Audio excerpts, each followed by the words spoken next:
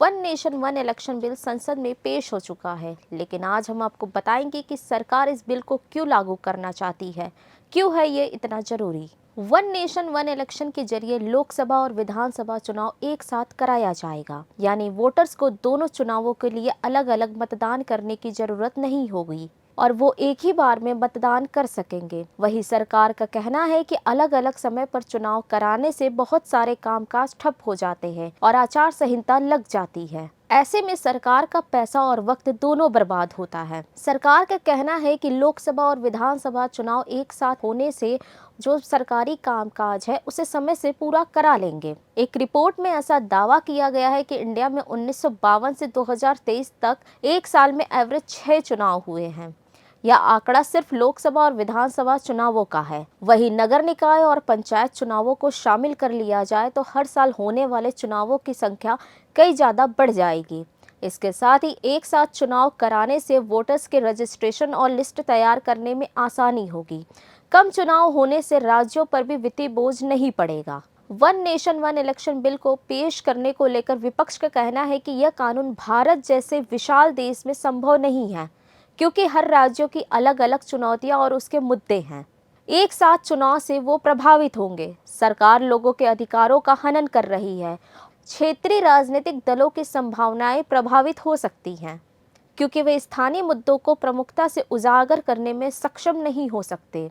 पैसे और चुनावी रणनीतियों के मामले में राष्ट्रीय पार्टियों से प्रतिस्पर्धा करने में सक्षम नहीं हो सकते। क्षेत्रीय राजनीतिक दलों के पास पर्याप्त संसाधन है, जबकि और दलों के पास कम है। ऐसे में यह बड़ा सवाल उठता है कि देश में जब भी कोई चुनाव जैसे लोकसभा, विधानसभा, नगर निकाय जैसे चुनाव होते हैं, जिसमें राष्ट्रीय पार्टियों के साथ छोटी पार्टियां साथ में चुनाव लड़ती हैं, तो क्या तब उनके पास संसाधनों की कमी नहीं रहती? सोचिएगा जरूर। संशोधन बिल को संसद में पेश किया जा चुका है, लेकिन इस संशोधन को सभी राज्यों और केंद्र शासित प्रदेशों की सरकार और प्रमुख राजनीतिक दलों के साथ अनुमोदित नहीं किया जाना चाहिए।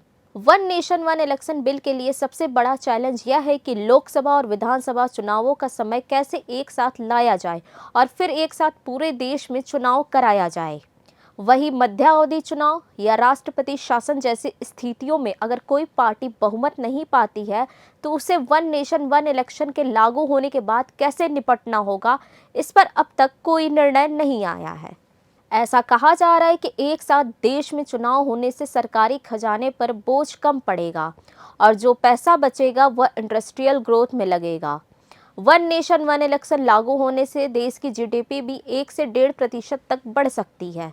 जानकारी के लिए बता दें कि देश आजाद होने के बाद पहला आम चुनाव 1951 में हुआ था, जिसमें लगभग 18 करोड़ मतदाताओं पर 10.5 करोड़ रुपए खर्च हुए थे। 2009 के लोकसभा चुनाव में 1114.4 करोड़ रुपए खर्च हुए थे, जो 2014 के चुनाव में 3 गुना बढ़ गया और एक चुनाव में 3870 करोड़ रुपए खर्च हुए थे। वही 2019 में 91.2 करोड़ वोटरों पर 6600 करोड़ रुपए खर्च हुए थे। 2024 में हुए चुनावों पर नजर डालें तो इसमें 98 करोड़ मतदाताओं के नाम लिस्ट में जोड़े गए थे, जिस पर 1.35 लाख करोड़ रुपए खर्च हुए थे।